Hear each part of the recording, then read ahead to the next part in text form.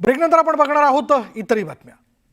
कोल्हापूर अंबाबाई देवीचं उद्या दर्शन बंद राहणार असल्याचं कळतंय। नवरात्रीच्या निमित्तानं मुख्य गाभाऱ्याच्या स्वच्छतेचं काम हाती घेण्यात आलेलं आहे। सकाळी 9 ते सायंकाळी 6:30 वाजेपर्यंत दर्शन बंद राहील। सरस्वती मंदिराशेजारील उत्सव मूर्तीचं दर्शन घेण्याचं आवाहन करण्यात आलंय। त्यामुळे जे भाविक आता या क्षणाला कोल्हापूरमध्ये आहेत किंवा कोल्हापूरमध्ये पोहोचतात किंवा उद्या कोल्हापूरमध्ये जाऊन दर्शन घेण्याचं प्लॅनिंग करतायत त्यांनी ही बातमी जरूर बघावी, जरूर लक्षात घ्यावी। याचं कारण असं आहे की कोल्हापूर अंबाबाई देवीचं मंदिर उद्या बंद राहणार आहे। याचं प्रमुख कारण असं आहे, बरोबर 22 तारखेला घटस्थापना होते आणि त्यापूर्वी आता मंदिराची स्वच्छता असेल, त्याची पूर्वतयारी असेल, या अनुषंगाने गाभारा उद्या स्वच्छ करण्याचं काम हाती घेण्यात आलेलं आहे। त्यामुळे सकाळी 9 ते सायंकाळी 6:30 वाजेपर्यंत अंबाबाईचं दर्शन बंद राहील। आता आणखीन एक मोठी बातमी आहे मोनोरेलच्या संदर्भातली। मोनोरेल काही काळासाठी बंद केली जाणार आहे। मोनोरेलच्या बाबतीत आता नवीन तंत्रज्ञान आत्मसात केलं जाणार असून त्यासाठी मोनोरेल काही काळाकरता बंद ठेवण्याचा निर्णय जो आहे तो प्रशासनाने घेतला आहे। गेल्या 2 महिन्यात मोनोरेल 2दा बंद पडली आणि त्यामुळे प्रवाशांचा जीव धोक्यात आलेला होता। त्याच पार्श्वभूमीवर नवीन तंत्रज्ञान अंतर्भूत केलं जाणार आहे। अधिक माहिती आपण जाणून घेणार आहोत। आमच्या प्रतिनिधी प्रणाली कापसे आपल्या बरोबर आहेत। प्रणाली, तसं बघायला गेलं तर मोनोरेल म्हटल्यानंतर गेल्याच काही कालावधीत ज्या पद्धतीने प्रवासी त्यामध्ये अडकले आणि रेस्क्यू करण्यात आलेलं होतं तो क्षण खरं तर डोळ्यासमोर येतो। पण आता मोनोरेलच्या तंत्रज्ञानाच्या बाबतीत अपडेट करणं फार आवश्यक आहे। काय नेमकं केलं जातंय?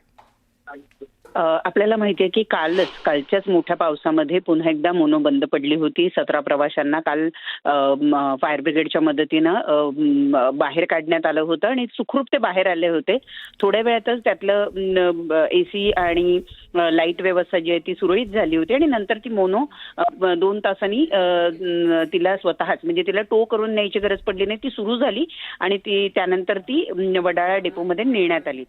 परंतु हा दुसऱ्यांदा प्रकार घडलाय। गेल्या वेळेला आपल्याला माहिती आहे की खूप मोठ्या प्रमाणावर प्रवासी त्यामध्ये अडकले होते आणि अशा वेळेला ती बंद पडली, तिला उतरण्याचा किंवा तिला संरक्षक म्हणून असा दुसरा कुठलाही पर्याय नसतो।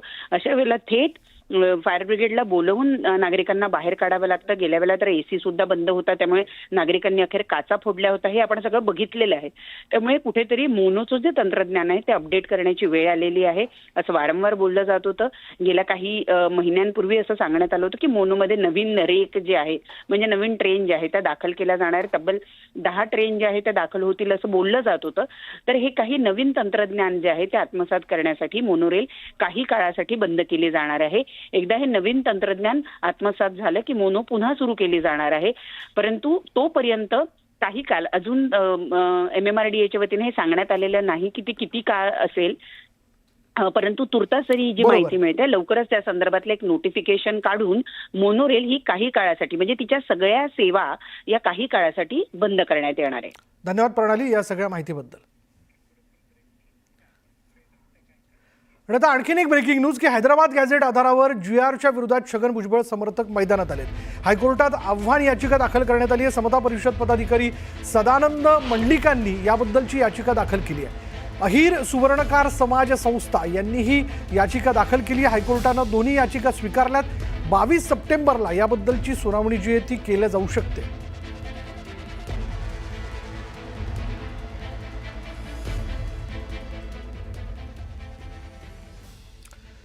आता पाहूयात इतरही बातम्या।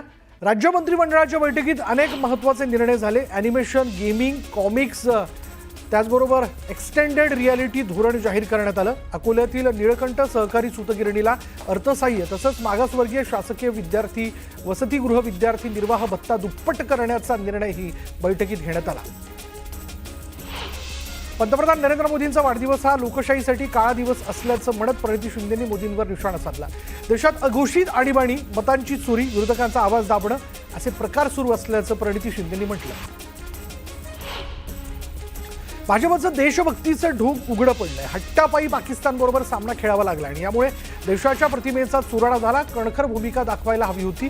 एक सामना खेळलो नसतो, आशिया कपमध्ये सहभागी झालो नसतो तर काय झालं असतं असा सवाल उद्धव ठाकरेंनी विचारला। पाकिस्तान विरोधात भूमिका घ्यायची आणि प्रमुख नेत्यांनीच पाकिस्तानमध्ये जाऊन केक खाऊन यायचे। ही परराष्ट्र नीती देशाला तारक आहे असं मला वाटत नाही। ही नीती घातक आहे असं उद्धव ठाकरे म्हणाले।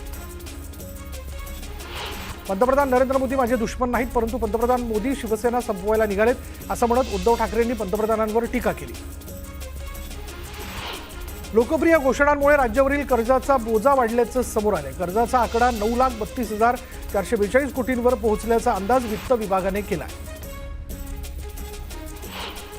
मराठवाड्यातील 1,24,000 लाडक्या बहिणी योजनेतून बाद झाल्यात. खोटी कागदपत्र भरून लाभ घेतल्याचं उघड झालंय. अंगणवाडी सेविकांनी केलेल्या सर्वेक्षणातून धक्कादायक खुलासा करण्यात आला.